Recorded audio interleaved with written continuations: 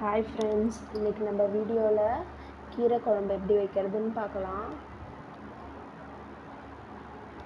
நான் இன்றைக்கி சிறுகீரை குழம்பு வைக்க போகிறேன்.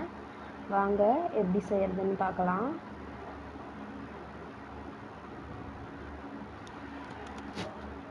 ஃபஸ்ட்டு துவரம்பருப்பு, பூண்டு, ஒரு தக்காளி மூணுத்தையும் கழுவி எடுத்துக்கலாம். அதுக்கு தேவையான அளவு தண்ணி ஊற்றிக்கலாம். இப்போது நார்மலாக பருப்பு வேக வைக்கும்போது மஞ்சத்தூள் போட்டு வேக வைக்கணும். ஒரு 1/4 டீஸ்பூன் அளவுக்கு மஞ்சத்தூள் சேர்த்துக்கலாம். மஞ்சத்தூள் சேர்த்துட்டு அடுத்து ஒரு டீஸ்பூன் அளவுக்கு ஆயில் விட்டுக்கலாம். எதுக்கு நம்ம ஆயில் சேர்த்துக்கிறோன்னு பார்த்தீங்கன்னா, அது பருப்பு உள்ளே வேகும்போது பொங்கி வராமல் இருக்கிறதுக்கு கரெக்டாக இருக்கும்.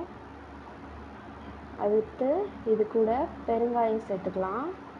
பருப்பு வேக வைக்கும்போது பெருங்காயம் போட்டோன்னா நம்மளுக்கு இந்த கேஸ்ட்ரிக் ப்ராப்ளம் இல்லாமல் இருக்கும்.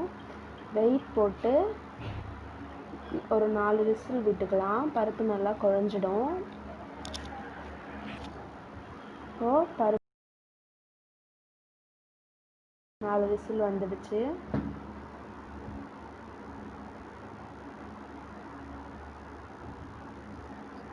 இப்போ குக்கரை திறக்கலாம். பருப்பு நல்லா வெந்திருக்கு. அது கூட வெங்காயம் சேர்த்துக்கோங்க. வெங்காயம் சேர்த்துட்டு நல்லா அலசி வச்சுருக்க கீரையை சேர்த்துக்கலாம். சிறுகீரைன்றது தண்டோடு இருக்கும் பார்த்தீங்களா, அதுதான் சிறுகீரை சொல்லுவாங்க. சின்ன சின்னதாக இருக்கும் கொஞ்சம் லீஃப்லாம். நல்லா கழுவி 2-3 தண்ணி கழுவி சேர்த்துக்கோங்க. அப்போ தான் அதில் இருக்க மண்ணெலாம் போகும், இல்லைன்னா நரன்னு இருக்கும். இப்போது இந்த கீரைக்கு தேவையான அளவு மிளகாத்தூள் சேர்த்துக்கலாம்.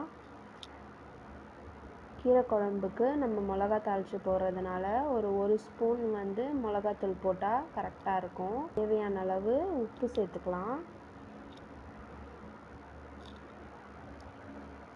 இப்போது கொஞ்சம் தண்ணி சேர்த்துக்கலாம். நல்லா கலந்து விட்டுட்டு இதுக்கு தேவையான அளவு தண்ணி சேர்த்துப்போம்.